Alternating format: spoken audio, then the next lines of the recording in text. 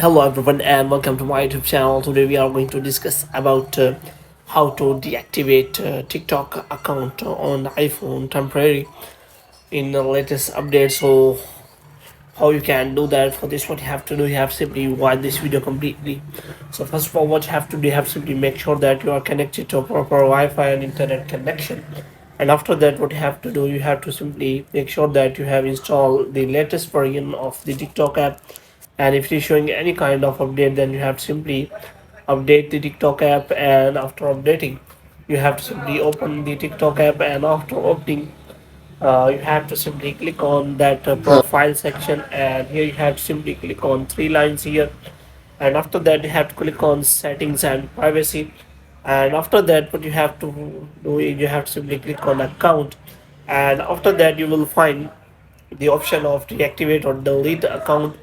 And here you will find the option of if you want to leave TikTok temporarily, simply deactivate your account. If you choose to delete your account instead, you won't be able to recover it after 30 days. You have to make sure about that.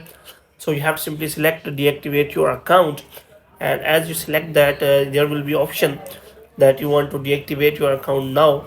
And if after providing details and all the details and verification, your account will be deactivated on the TikTok account. And after that, if you want to deactivate again on the TikTok, then you have to simply log in your account again on your TikTok. And after that, you will be reactivated again. But you have to make sure that if you delete your account, then you will not be able to recover your account after 30 days. So you have to make sure about that.